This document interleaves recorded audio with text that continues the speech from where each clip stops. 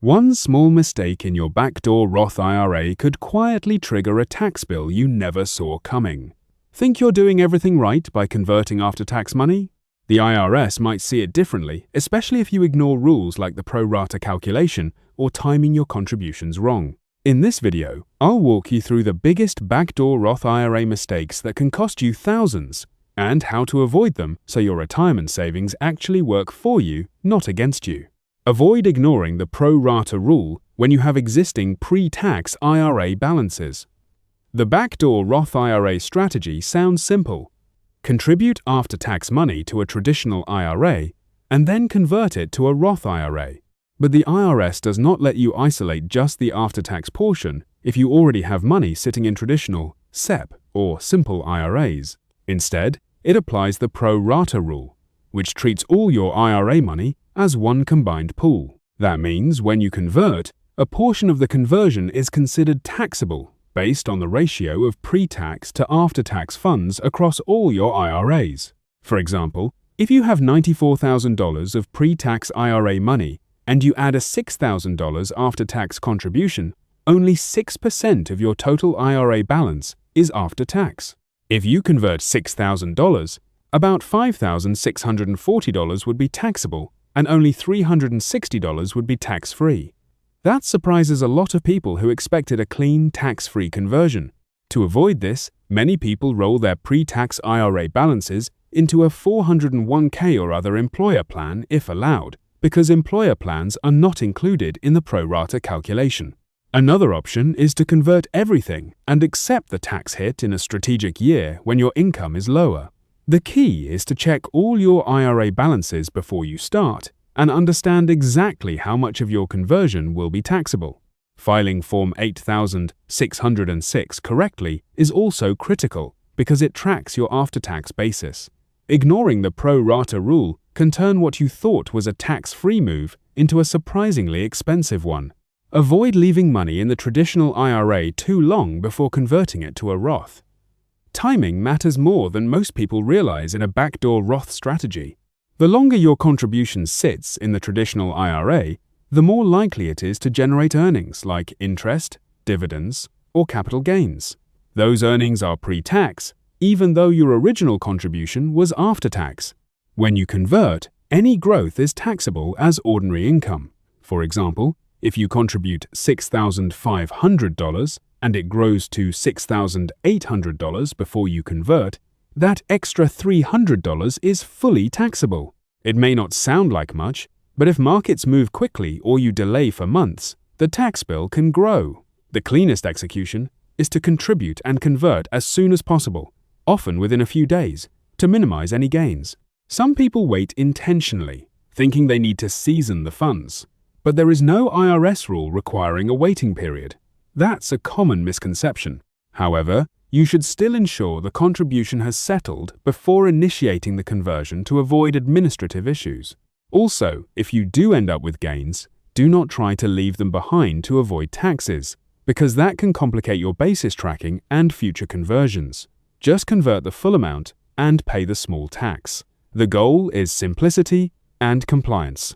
Acting quickly reduces taxable earnings and keeps your backdoor Roth as close to tax-free as possible. Avoid skipping IRS Form 8606 when reporting your non-deductible contribution and conversion. This form is essential for documenting your after-tax basis in your IRA, and without it, the IRS may assume your entire conversion is taxable. When you make a non-deductible contribution to a traditional IRA, you are creating basis, meaning money that has already been taxed. Form 8606 tracks that basis year after year, so you are not taxed on it again when you convert or withdraw. For example, if you contribute $6,500 after tax and then convert it, Form 8606 shows that $6,500 should not be taxed again. If you forget to file it, the IRS has no record of that basis, and you could end up paying taxes twice on the same money. There is also a $50 penalty for failing to file Form 8606, though the bigger issue is the potential for double taxation. If you realize you missed it in a prior year, you can file it retroactively, but it is much easier to do it correctly the first time. Tax software does not always handle backdoor Roth reporting perfectly, especially if you have multiple accounts or prior year basis, so you should review the form carefully or work with a CPA. Keeping copies of your filed 8,606 forms is also important because they carry forward indefinitely. This is one of those small administrative steps that protects you from a very real and very avoidable tax problem. Avoid triggering the step transaction doctrine by making the process look like an abusive tax loophole. The Backdoor Roth IRA exists in a gray area, where the IRS has not explicitly prohibited the strategy, but it also has not formally endorsed every variation of it. The step transaction doctrine allows the IRS to collapse a series of steps into a single transaction if they believe the steps were done solely to avoid taxes. In theory, they could argue that contributing to a traditional IRA and immediately converting it was really just a Roth contribution that bypassed income limits. While this has not been widely enforced against typical taxpayers, it is still a legal concept you should respect.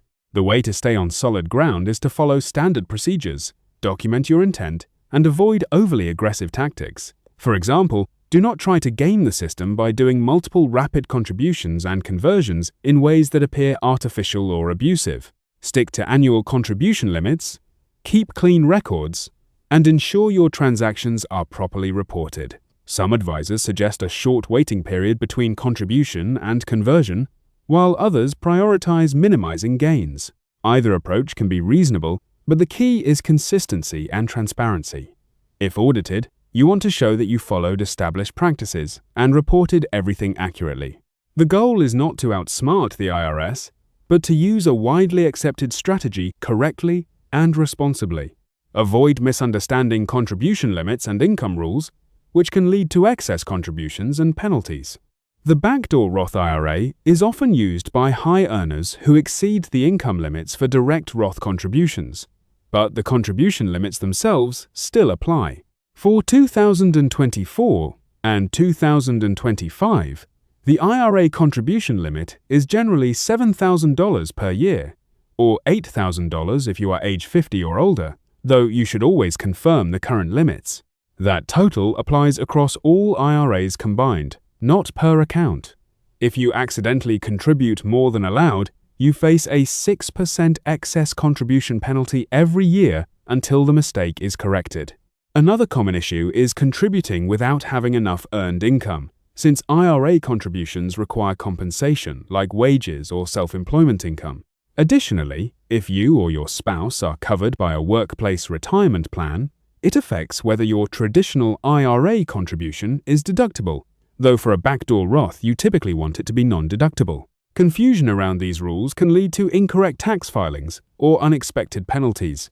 If you do make an excess contribution, you can fix it by withdrawing the excess plus any earnings before the tax filing deadline, but those earnings may be taxable and subject to a 10% penalty if you are under age 59 and a half. The safest approach is to verify your eligibility, track your contributions carefully, and coordinate with your spouse if you are both contributing. Getting the basics wrong can undermine the entire strategy.